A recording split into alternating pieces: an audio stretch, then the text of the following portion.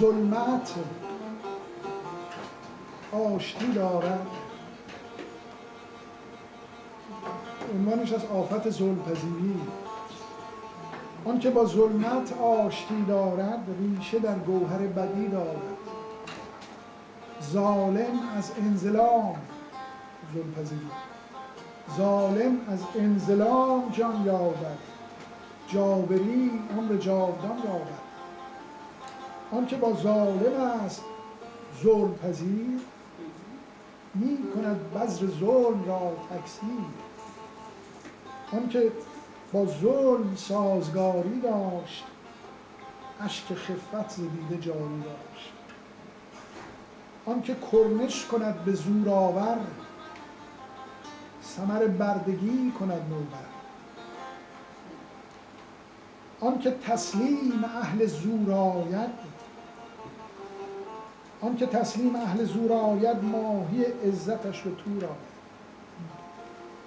همتش باد و غیرتش تبخیر، این چنین اوفتد به اوج به زیر. زورگویان بر او مهار زنند، آبرو برده‌ای به دار زنند. آن که با جهل مونس است و انیس، روح خود وانهاده با ابلیس. آن که با ننگ سرخوش است و به کام، به دناعت سپرده است لگام. آن که با ظلم، آن که با رذل هم پیاله شود، شرفش کیسه زباله شود. آن که از کجروی ندارد عار، عزتش خواب و ذلتش بیدار. پس اگر راه بد نمی پویید، اینا نصایحی است که حوا داره به فرزندانش میده. پس اگر راه بد نمی پویید، سود خود در بدی نمی جویید. با نهاد جهان بدی نکنید، با چنین عالم آشتی نکنید.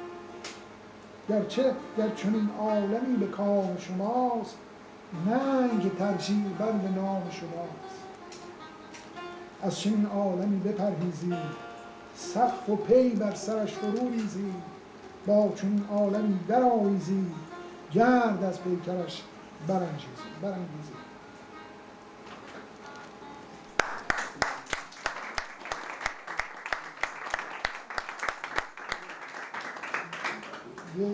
یه بخشی راجع درباره پیغمبری و اعتقادات. خب بود در زمان آدم، بود پیغمبری در آن ایام، خالی از رنج و عاری از آلام. آدم خیلی کارش راحت بود دیگه، پیغمبر خودش بود، زنش تو بچه هاش دیگه، کسی نبود. بود پیغمبری در آن ایام، خالی از رنج و عاری از آلام. کس نمی گفت حرف مفت نگو، بهر کافر کشی کلفت نگو. کس نمی گفت ای ز خود خرسند، تهمت کافری به ما مپسند. کس نمی گفت ای پیام گذار، با رسومات من تو راست چه کار.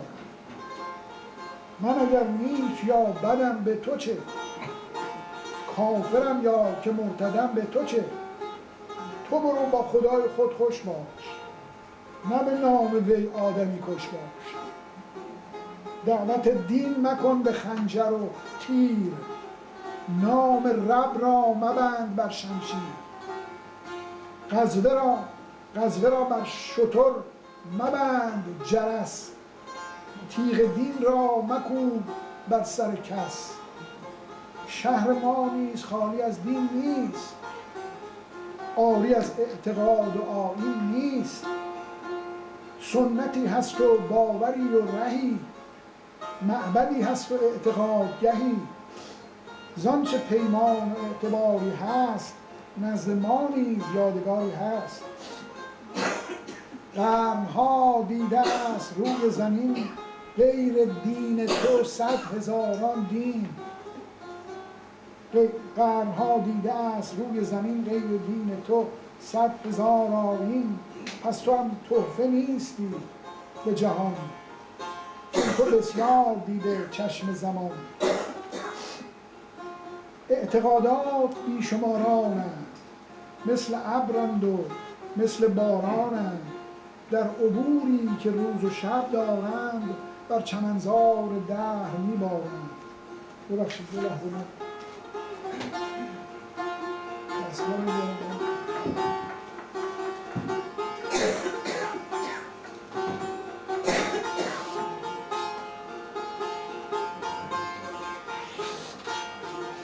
اثر این قطعه است که خوندم. اعتقادات بیشمارانند، مثل ابرند و مثل بارانند، در عبوری که روز و شب دارند، به چمنزار دهر میبارند. دم به دم برگ و بار تازه تری، می شود سبز و می نهد اثری. هر گیاهی به خاک می روید، ماجرایی ز ریشه می گوید. هر گلی یادی از گلی دارد، قصه ای از تحولی دارد. هر که داد از حضور خود خبری، هر که داد از حضور خود خبری، اثری برفزود بر اثری. تو هم از دیگران نیی برتر، پر و پیمانتر و پیمبرتر.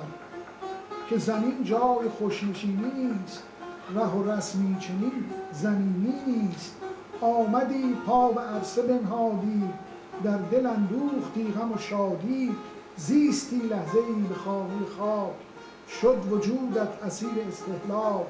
آمدی روی خاک پا هشتی، عمر خود را به خاک واهشتی.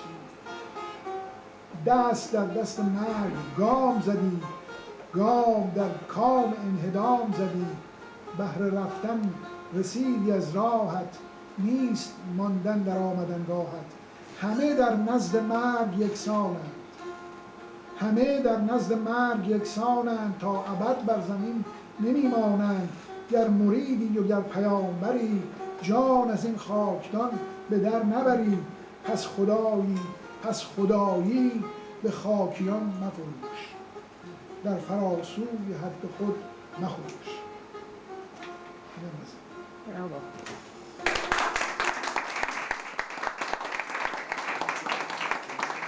خسته شدید دیگه از این نکنید.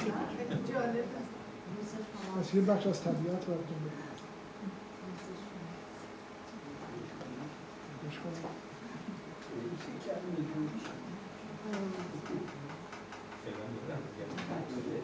استاد انواری اینجا تشریف دارن با نیشون.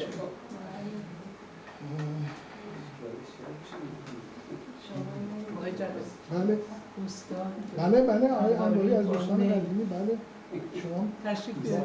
هم امتحان چیز کردن با هم؟ نه میتونم. بله بفرمایید. یک دنیا سپاس.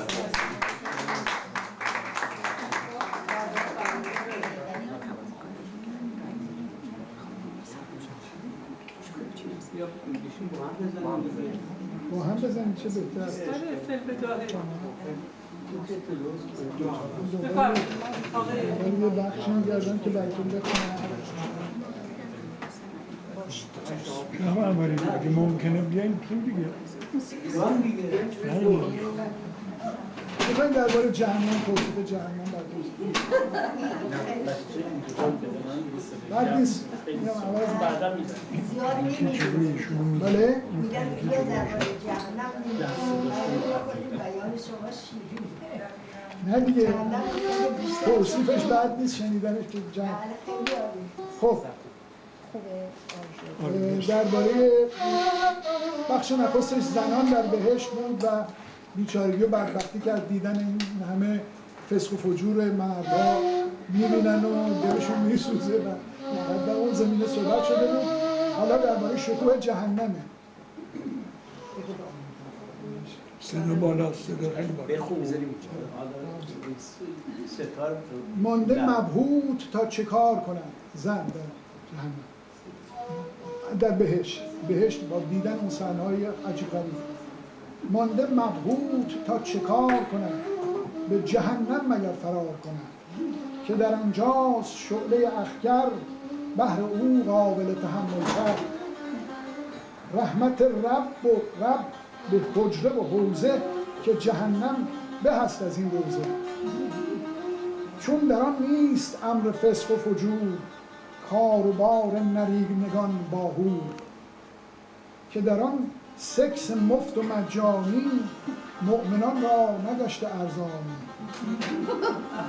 در زمین کسب بوی وعد و وعید، حور و غلمان نکرده پیش خرید.